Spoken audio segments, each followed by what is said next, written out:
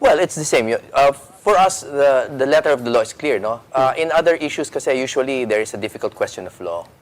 But here, it's very clear that in fact, it's not manual recount, Pinky, no? It's manual count. They did not even implement, in the first place, the manual count at the precinct level. Dito sa video na to, ipapaliwanag ho nitong si Atty. Israelito Torion at itong si Atty. Jimmy Bondo kung bakit kailangan magkaroon ng manual recount. Mamaya ho natin pag-usapan yung naging interview nila na yan dito kay Ma'am Pinky Web. Pero kung bago lang ho kayo sa PH Update, isang like at isang subscribe. Masaya na ho tayo dyan sa mga gusto sumali sa ating community. Yung join button nandyan lang ho sa baba. Ayun na nga talaga namang yung mga kasama natin dito sa PH Update. Ibang klase. Ha? Na 990,000 subscriber na ho tayo. Palakpakan. Maraming salamat mga kababayan. Ha? Ay! No, magna 900,000 subscriber. Nalilito na ako kasi hindi tayo magaling sa numero. Ito muna tayo mga kababayan. Pasadahan ho muna natin. Itong si DOJ Secretary Boying Remulla. Teka lang. Sandali lang kasi natambakan na ho tayo ng ating mega love shoutout. Mega love shoutout ho muna natin yung ating mga kasama dito sa PH Update. No? Mega love shoutout dito kay, teka lang ho ha. Yung mga nagpapakulay sa mga nakalipas na video natin, maraming salamat to. Kailangan ko nang mega love shoutout to kasi natambakan na tayo. Dito kay Mama Lourdes Barnasor, maraming salamat to. Mabuhay ho kayo. Taka lang, bakit kulang to? O, dito kay Ma'am Lourdes Bernasor, maraming salamat. Mega love shoutout. Mega love shoutout din ho dito kay Chippy Palby. Mega love shoutout. Maraming salamat to sa pag-support sa PH Update. Maraming salamat to. Mega love shoutout din ho dito kay Crystal Gem. Crystal Gem, salamat to. Ay naku, yun ang nga ba sinasabi natin. Palakpakan! 899,000 subscriber na ho tayo. Maraming salamat to sa pag-support sa PH Update. Ma'am Crystal, maraming salamat dyan sa $10 na yan. Mabuhay ho kayo. Mega love shoutout din dito kay Trish Ong Pauco. Maraming salamat, Trish Ong Pauco. Mabuhay ho kayo. Maraming salamat sa pag-support sa PH Update. Mega love shoutout dito kay Ma'am Arizayen. Ma'am Arizayen, nasa Beijing, China itong si Ma'am Arizayen. Balita ako, maganda daw dyan. Maraming salamat, Ma'am Arizayen. Ingat po kayo. Nako! Nasa Great Wall itong si Ma'am Ariza yan, no? Mega love shoutout din, no? Dito kay Raymond, Sir Raymond Federico Picar. Ayan, mga suki natin dito yan. Mega love shoutout. Mega love shoutout din, no? Dito kay Kasipagan Vlog. Kasipagan Vlog. Maraming salamat, ha? Maraming salamat. Nasa ano ho daw siya? Nasa Kawasaki, Japan. Mega love shoutout. Ingat ko kayo dyan sa Japan. Mega love shoutout din, no? Dito kay Marivic Sorita, mega love shoutout to. Mabuhay ho kayo. Ayun na nga, rektaho muna tayo dito kay Boying Remulla. Ito na nga ho ba sinasabi natin? No, ito ang problema natin dito sa mama na to eh. Ito ang problema natin dito sa mama na to. Ililipad sa Netherlands, DOJ, bibit-bitin mga testigo versus digong. Yun ang problema natin dyan, Secretary Boying Remulla. Noong panahon ng usapan interim release, walang jurisdiction, di ba? Wala akong jurisdiction. Di ba? Noong usapan interim release, walang jurisdiction ng ICC. Ngayon mga kababayan, pero pag-usapan, akaso na nitong si dating Pangulong Rodrigo Duterte, dadalhin daw nila sa Netherlands yung mga testigo laban dito kay Tatay Digong. Palakpakan ho natin ang sintong-sintong administrasyon nitong si Marcos Jr. Anak ng toka. Noong interim release o pababalikin sa Pilipinas tong si Tatay Digong, walang jurisdiction. Ngayong dito sa mga testigo, bigla-bigla, meron ng jurisdiction. Palakpakan natin yung mga sinto-sinto dyan sa Department of Justice. Yan ang isa sa mga dahilan kung bakit kailanman hindi nyo makukuha ang respeto ng sambayan ng Pilipino. Lalo na ikaw, Boying Remulla, marami kang utang sa sambayan ng Pilipino. Marami kang utang sa sambayan ng Pilipino. Hindi pa siguro to ang tamang panahon para pagbayaran mo to. Hindi siguro sa pamagitan ng pagkakakulong o sa kung ano paman. Ang tadhana napaka-misteryoso kung kumilos. Hindi ako nagnanasa ng anumang masamang bagay sa pamilya mo o kung sino paman. hayaan na ho natin ang tadhana ang humusga dito kay Boying Remulla at magbigay ng kaparusahan sa mga kabalbalang pinaggagawa nila na to. Sa bagay, pagka naging presidente si BP Sara, isa ho sa mga aaregluhin niya yung mga walang iya sa pamahalaan, kagaya nitong si Boying Remulla. Ito, viral ho ngayon ito sa mundo ng social media. 3 to 4 na witness tetestigo sa Duterte ICC case, DOJ, Sec Remulla. O, tingnan nyo naman ko kung gaano di ba, ang hirap hanapan ng salita kung gaano ka, di ba? Kayo na hong kumpletuhin nyo na ho yung sinabi ko. Kung gaano ka, itong si Boying Remulla, di ba? Ganyan ho sila. Talagang, base sa mga ating naririnig sa social media, day one pa lang ho talaga ng administrasyon ni Bangag. Ang kanilang timeline, wasakin patigilin ng SMNI dahil nakakapagsalita dyan si Tatay Digong. Susunod, dadalhin talaga sa ICC itong si dating Pangulong Rodrigo Duterte. At yun na nga ang nangyari. Yung natin na million years, kakasuhan ni Boying, huhulihin nila yung mga papasok na ICC dito. Hindi ho yun ang nangyari. Alam nyo ang nangyari? Ang gobyerno pa ho natin, pera ng sambayan ng Pilipino ang gagamitin para bitbitin itong mga witness na to sa ICC para tumistigo laban dito kay dating Pangulong Rodrigo Duterte. Palakpakan natin ang sintong administrasyon itong si Marcos Jr. Anak ng tokwa. Wala na ho. Ano pa? Di ba? Nakakalungkot tong isipin na nagkaganito ang Pilipinas. Binaboy ho nila ang pamahalaan. Binaboy ho nila ang presidenteng pinagkatiwalaan ng marami sa ating mga kababayan. Merong ganti ang tadhana dito kay Boying Remulla. Hindi pa ngayon, hindi pa bukas, pero darating ang darating. Yang mga Remulla na yan, malalagay sila sa kanilang mga dapat kalagyan. Talaga kaya nga ho mga kababayan ngayong mga panahon na to, talagang tinatarget nila itong si BP dahil alam nila kung sakaling maluklok itong si Vice President Sara Duterte, merong kalalagyan yung mga walang niya sa administrasyon ni Marcos Jr. kagaya nitong si Boying Remulla. Rekta na ho tayo dito kay Eric Celis, no? Nagpapanik na daw ho itong si Senator Risa Hontiveros. Makibalita ho tayo dito kay Eric. At mga partisipante natin sa ating talakayang bayan ngayong gabi na ito, no? Ang title natin ay Panic Mode na ba? Si Marcos Jr., sila Romualdez at sila Hontiveros dahil sa mga malalaking issue at kaganapan at mga usapin na talagang nakakaapekto sa taong bayan na sila din po ang may kagagawan kung bakit nalulugmok ang ating bayan. Yan ang pag-uusapan po natin. Lalo na po, may mga controversial po na reaksyon itong si Senator Risa Hontiveros. May kaugnayan po ito sa pagkakalantad ng kanyang taktika at modus operandi na tanim witness. Ayon po ito sa revelation ni alias Rene na dati niyang ginamit ito. Pinasuot niya ng maskara o ng face mask, shades at itinago ang mukha. Ngunit noong nakadalawang araw na nakararaan ay ibinunyag po ni alias Rene ang naging modus operandi kung papaano po sila ginamit na maging tanim witness, binayaran, tinuruan, dinaya at ginamit po na peke na mga witnesses laban kay Pastor Kibuloy. Ganon din po sa Kingdom of Jesus Christ ministers and even ang pagdadawit po kay Pangulong Rodrigo Duterte at kay Vice President Sara Duterte na walang ibang naging coach at naging orchestrator kung hindi si Risa Hontiveros po ang itinuturo nito at mukhang ito po ay mayroong propensity and pattern na gawin po ito ni Risa Hontiveros sapagkat ito din po ang naging pahayag at pagtumbok sa kanya ni Attorney Ferdinand Topacio na may mga tanim witnesses. In fact, nagreklamo din laban sa kanya sina Congressman Jing Paras noon sa kanyang ginawa na hinggil po ito sa pagmamaniobra na dayain po ang presentation ng witnesses and even evidence.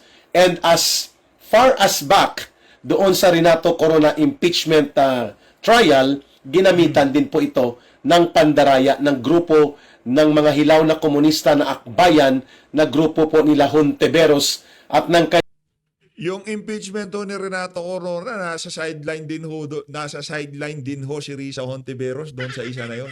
Ganon ho katindi ang pagiging masamang tao ng mahama na yan.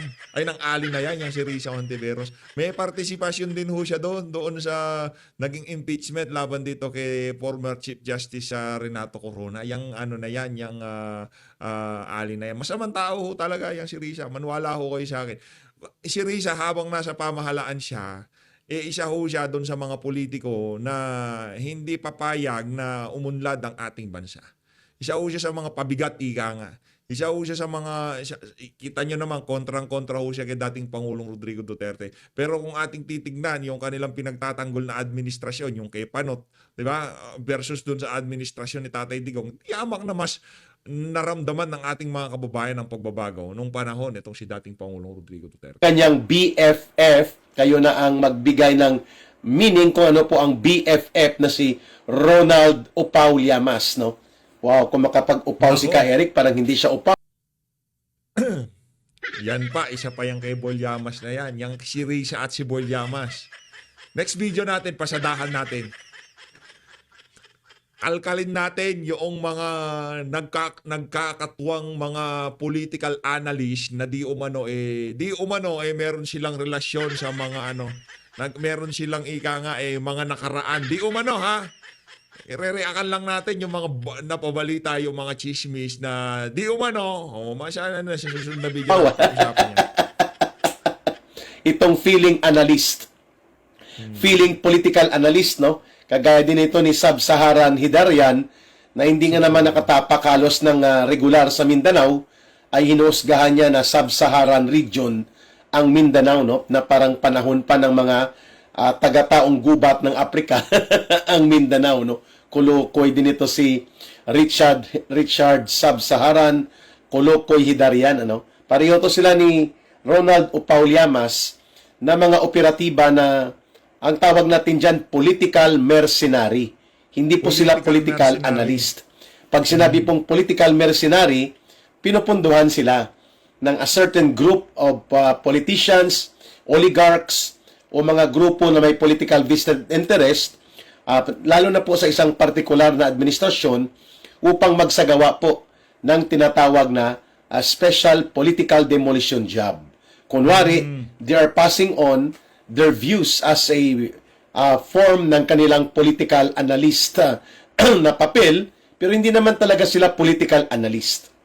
Sila po ay mga armchair, more of political mercenary and operator para po sa isang padron o padrino na pumupundo sa kanila. Yan ang ibig sabihin po ng political mercenary. BFF po yan ni Hontiveros, itong si Ronald Llamas, no?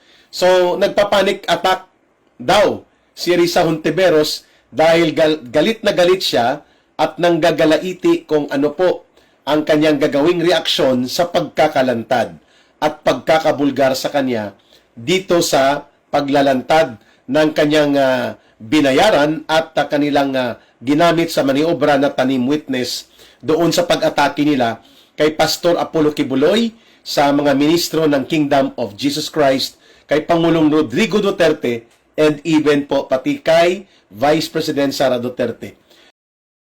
Yung kung sakali mang nagwala itong si Risa at meron siyang binatuk-batukan sa mga staff niya, hindi ho tayo magtataka doon, mga kababayan. Hindi ho tayo magtataka doon kung sakaling meron nung talagang nag-alboroto yung ali na yan at talagang merong napagalitan diyan sa pagsasalita na yan ng katotohanan. Etong si alias Rene, kayo ba naman, di ba? Palong-palo kayo kung makapagtanong doon sa hearing. Maya-maya, meron na namang lilitaw at magsasabi, nayaran ako ni Risa. Di ba? Parang deja vu, parang yung panahon nung Kian De Los Santos at yung Parmali issue, di ba? Yung si Risa Hontiveros, pagka hinawakan niya, witness, sigurado ho tayo, bukas makalawa, sigurado ho tayo, merong isisiwalat yan. Na yan? Kaya yung mga kung nagnanasa man ng mataas na pwesto sa pamahalaan itong si Risa Hontiveros, kung ako sa kanya mag-isip-isip na siya, hindi siya uubra dyan. Ang aking ilaw po sa basement na ito, ay kanina pa po o ilang araw na ito na patay sindi dahil nagkakaroon po ng massive fluctuation of power supply. mga terminolohiya po yan ng mga diktos. Ang sundot po, ay ulitin ko lang, pag bumababa ng amats, ang tama, no? So, sundutin mo. Tirahin mo ulit. Para Ayun na nga mga kababayan, ng bola na itong si Ka Eric, lipat na ho tayo dito sa lipat na ho tayo dito tayo sa Billionaire News Channel. Mas ano ho ito, kumbaga, mas marami ho tayong matututunan. Ano ba ang dahilan? Ano ba yung isinampang petisyon sa Korte Suprema nitong si Attorney Israeli Toturion at nitong si Attorney Jimmy Bondok. Game. Maraming salamat po sa inyong oras. Pleasure to have you both together in one show tonight. Thank you. Thank you very much for the invitation. Our pleasure also. Thank Pleasure is you. ours. Good evening. Okay. Attorney, umpisahan na po natin. Dalawang attorney ang Pag nakikita ko talaga tong si Ma'am Pinky, medyo kinikilig ako. kausap ko. So, hopefully marami akong matutunan dito. First, let's talk about the grounds that you included in your petition asking the Supreme Court for a manual recount of senatorial votes, which was filed, I believe, maybe 4 days ago. April 3. The first one is the April first one, 3, April but 3. the supplemental petition was about 2 days, 3 2 days to 3 ago. days ago. Okay, ano po yung nilalaman noon? Bakit kailangan mag-manual recount? Well, simply because there is a law concerning it, which COMELEC intentionally chooses not to apply. I say intentionally because it is very clear, Section 31 of 9369. 9369, by the way, is an amendatory law to Republic Act 8436. And Section 31 clearly provides that there shall be manual counting in the precinct level before the results are transmitted electronically to the proper servers. This was not followed, even if we already sent demand letters to the Commission on Elections prior to the elections, and we even filed a petition before the Supreme Court, and they were already on notice about it, yet they never bothered to implement the law. The law may be hard, but that is the law. Dora lex sed lex, it should be implemented. They refused to do that, hence we have to file a petition for mandamus. Attorney Bondok, what about you? Well, it's the same. For us, the letter of the law is clear, no? In other issues, kasi usually there is a difficult question of law. But here, it's very clear that in fact, it's not manual recount, Pinky, no? It's manual count. They did not even implement, in the first place, the manual count at the precinct level. Marami pong nalilito kasi they think it's archaic. We're going to go back to the Stone Age like that. No, that's always the reaction. Yung ano na naman, oo. Yung ganon. But first of all, electronic voting is not tantamount to electronic counting. No, we vote electronically, but we count manually. And we transmit the results electronically from the precinct level. Pero yung sa precinct level, bilangin po natin. Otherwise, the poll watchers will have nothing to do. But when was this done? Well, When was this last done? Actually, it's not a question of when was this last done because the law requires it. It is just that I do not understand why the Commission on Elections would insist on full automation. Even in the United States of America, you don't get full automation because they know that there are hackers, there are malwares present in a pure automation process. And that is why it was clearly provided in the amendatory law, Section 31, that Yeah. there shall be manual counting. Yeah, you know, actually, pinuntahan ko siya. I was trying to study this, no? Because I asked you, attorneys, kailan yung huling nag-manual count? Kailan ho ba? Kahit na naintindihan ko sinasabi niyong, never mind when, because it's part of the law. But when was the last time that you recall? Prior to 1998, maybe? I think after that, it was still manual count. I think 2001, it was still... Meron pa po. Yes. So you're talking manual about Republic Act 9369. Yes. Doon po sa inyong petition, an act amending Republic Act 8436. Yes. An act authorizing the COMELEC to use an automated election system in the May 11, 1998 national or local elections. Pinuntahan ko po si Section 31. Let me read it for everybody's consumption. Yes, Manner of counting votes. In addition to the requirement in the fourth paragraph of Section 12 of Republic Act 6646, memorize niyo. That's about poll watchers. Ito yun. Okay, yan yung unang Sabi sinabi ko sa niyo. inyo, dalawang abogado yung No, it's confusing eh. Go Kaya ahead, nga, that's please. why I want to Yes, understand yes. it. Of the Omnibus Election Code, in reading the official ballots during the counting, the chairman, 1-0. the poll clerk, the third member shall assume such positions as to provide the watchers and the members of the public, as may be conveniently accommodated in the polling place, an unimpeded view, Yun. okay, of the ballot being ready by the chairman of the That's elect. actually being read. Being read. Nagkamali dito. Typographical ano Okay. yan. Being read. Where was I? By the chairman. Yes. Of the election return and the tally board being simultaneously accomplished by the poll clerk, Yes. and the third member, especially without touching any of these election documents. The table shall be cleared of all necessary writing paraphernalia. Any violation of this requirement shall constitute an election offense punishable. So, pasensya na po, hindi ako abogado. Saan ho siguro para tagalogin natin, saan ho sinabi na kailangan magkaroon ng manual count Yes, dito sa Section 31? It makes certain reference to certain laws, right? Yes. So merong reference dyan to Section 210 of the Omnibus Election Correct. Code. So you have Opo. to read that too. And nandun po nakalagay, it's kind of absurd sa totoo, but it's the law. Sinabi po doon na may blackboard, susulatin nyo in 4 vertical lines and 1 diagonal line. Tapos sinabi rin po that for every 100 ballots, ibalot ng rubber band. Nakalagay sa batas eh. So that And is that's the under law. the Omnibus Election Code. That's Which why has that's not been part of your repealed. petition. Yes. Oo. Yes. Kasi ang sinight nyo dito is RA 9369 and the Omnibus Election. Ano na ho, sa tingin natin, napapanahon na yung ano na yan. Yang ayusin na ang natin, sistema natin sa pagboto. Inano ho binaboy ho sa mga nakalipas na ilang taon. Kahit sabihin nila na walang kumikita dyan sa mga automated election, may kumikita kaya pinaglalaban nila. Kasi pagka automated, wala na hong pakialam yung mga kandidato kung sino pa man. Bahala ng COMELEC, siya ang meron isa-isang may kapangyarihan kung ano mangyayari sa boto natin. Kaya pagka sinabi nila, panalo ka, talo ka. Ganon hong nangyayari dito. Di ba? Wala, linawin natin nauna na to. Wala dyan ang mga kandidato ng PDP laban, hindi para manghabol ng pwesto. Ito ay para ayusin natin yung ating kasalukuyang pagboto. Yun ho yun. Yes, Which which makes necessarily reference. includes 6646 as well as 210 of the Omnibus Election Code. In addition to, right? Opo. Yeah. So, that is why the law is very clear. Plain meaning rule, meaning when the law is very clear, you do not have to interpret. You just apply it. Yeah. But As is where is, no? Yes. May I make an observation? If you notice, sabi mo, kailan ba last in-implement? Kasi po, ang nangyari, tayo ngayon, gulong-gulo sa batas, nandyan pa rin, di ba? Kasi it's the gradual disuse, the gradual custom changing, the practice to the contrary, di ba? Na unti-unti siyang, meron pa ring manual dito, wala na. That's why we don't really know when it stopped.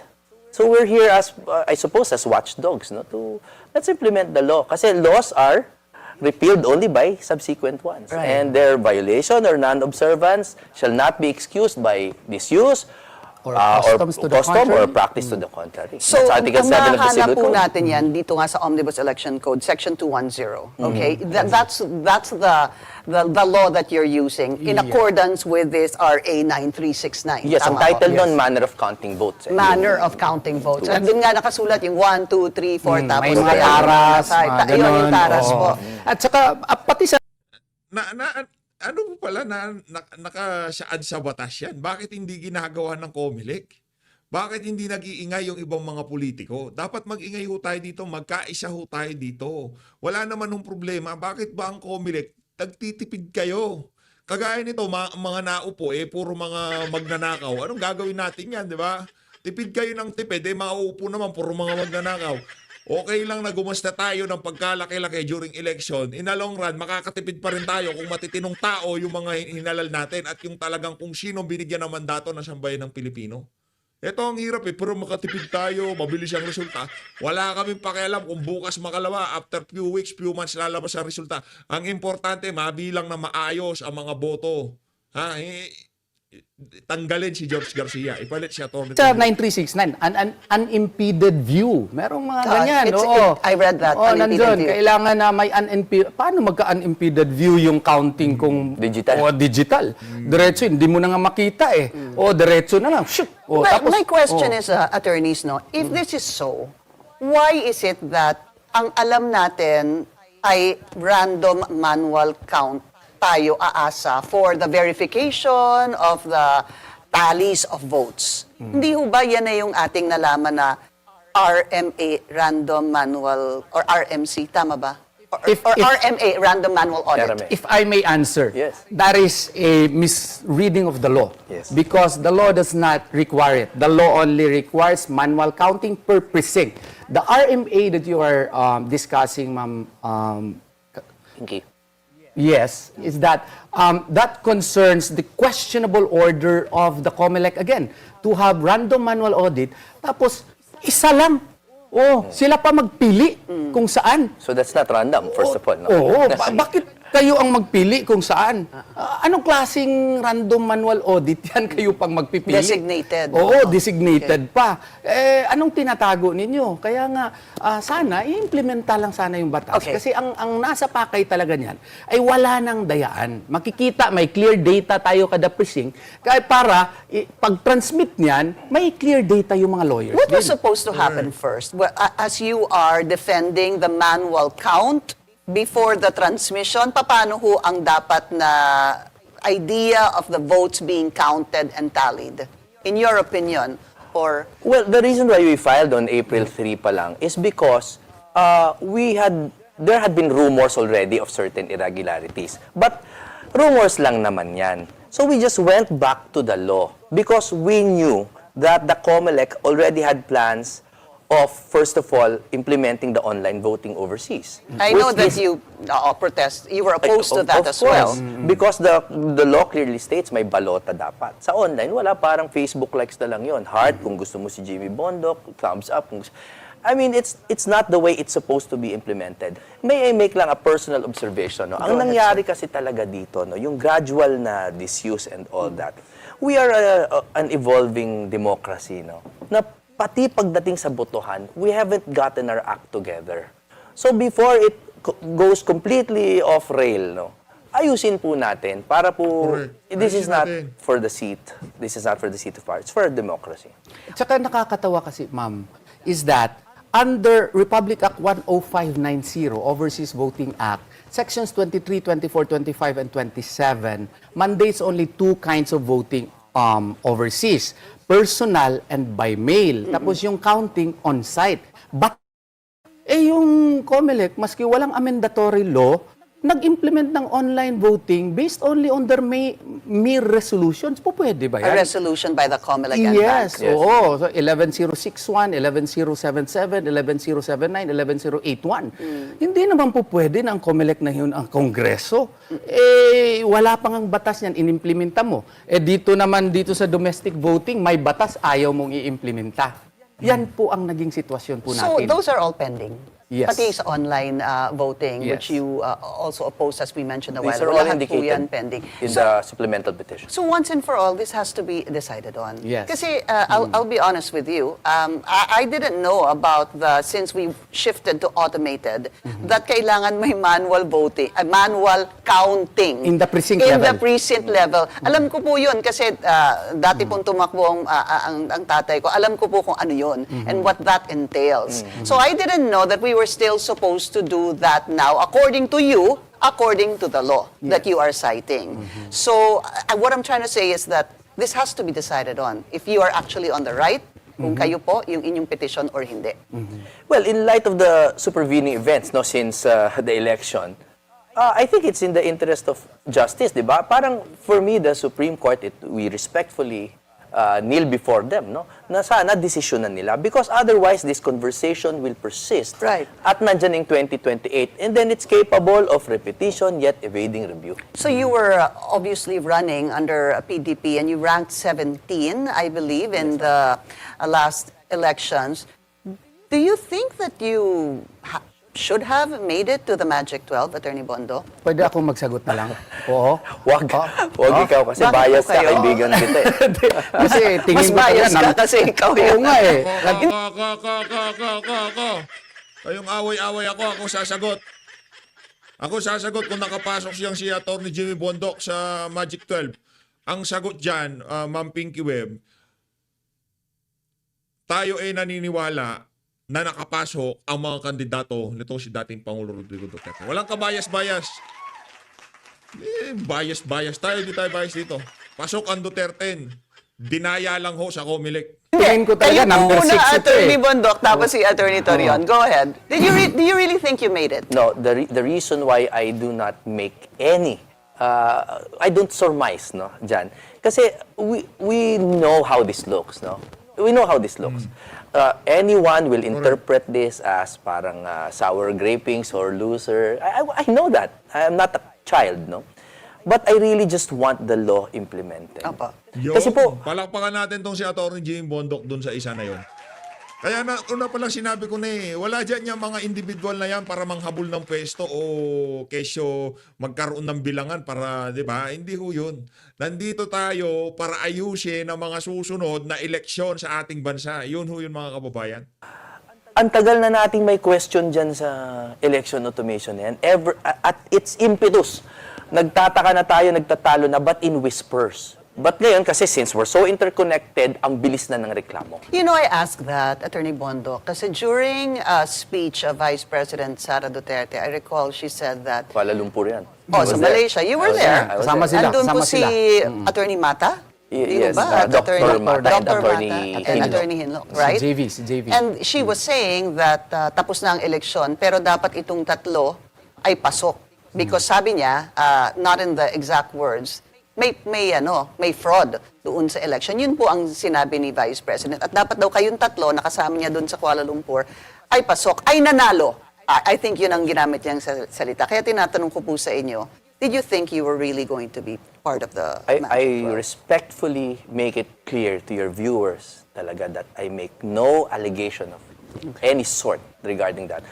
Sa batas po talaga ako. Si And- Vice President na lang po Oh, well, that's her personal opinion. And At saka si Attorney Torion, you were saying that number 6? Sa tingin ko talaga. Kasi, Based ano yun on what, sir? Kasi nakita ko yung trend I was representing Pastor Apollo Sikibuloy in the rallies, no? I traveled from, hindi naman literally from mula Apari hanggang Hulo, pero more or less ganun. Nakikita ko yung reaction ng mga tao. Correct, tama ho yan. Sinabi na yan itong si Atty. Torion. Sa katunayan ho niyan, isang buwan bago eleksyon, kung yung natatandaan niya si Senator Philip at Senator Jimmy Bondoc, nakapasok na ho sila. Nasa Magic 12 na sila. All of a sudden, nung nag-eleksyon na, bigla ho siyang nawala sa sirkulasyon. Di ba? Pero wala sila dyan para itulak na dapat makaupo sila o kung ano pa man. Para ayusin yung mga susunod nating eleksyon. Na Maigi ng malinaw, surprise diba? na lang kami doon sa resulta. Na meron pang ang mga na-cite namin doon sa petition na parang nagkaroon ng programming 42 si pastor. Ganon. Tapos siya naman may mga numbers naman na parang recurring na yun na nga, this could have been remedied if there was a manual counting in the precinct level. Isama na po natin yung ilan pang parte ng inyong petisyon, yung sinasabing overvotes. Tell us more Nandun yan. about it. Nandun yan. Oo. Go ahead, Attorney Torion. Ano po yung mga nilalaman pa ng petisyon? Well, actually, first, under Rule 10, Section 6 of the Rules of Court, you are allowed to file a supplemental pleading which would cover transactions, occurrences, and events which transpired after the filing of the original petition.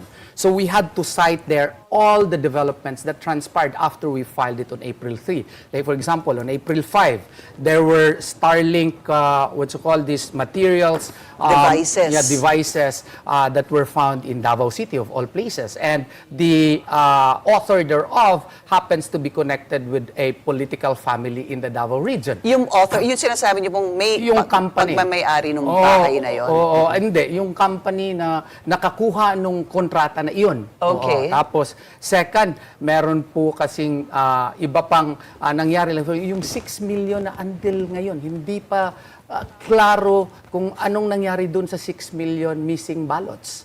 Wala pong explanation po doon. Tapos, nung April 13, tinuloy yung online voting even if meron na kaming petition. Petition. Oo. Tapos on May 10, 2 days before the elections, nalaman na lang natin yung 3.4 na approve ng Technical Evaluation Committee, 3.5 Source ang code. ginamit. Oo. Tapos in the election day itself, meron yung 17 million na overvotes. Ang daming taong nagreklamo na iba yung lumalabas doon sa kanilang mga balota din. May mismatch correct. between the votes and the votes appearing on the VVPAT, Voters Verified Paper Audit Trail. And then, meron yung violation ng kanilang COMELEC resolution. Ano yun? Hindi natin alam, meron palang data center 3. Ang nakasaad dun sa kanilang COMELEC resolutions, mayroong what you call this, automatic transmission of the results to the transparency servers. Saka sa COMELEC. Oo, tsaka sa COMELEC. Bigla na lang, sa Bisaya pa, gisuyop sa USA, tapos prinosis mo na doon bago pinoward. Hindi yun ang nakalagay sa batas. And how can you call it transparency when it is subject to a certain funnel? And you do not know what happened to that funnel. They will give you a lot of explanations, but that is not what is in their law, and that is not what is cited in their, resolutions. We need to take a very short break. We'll be back with PD.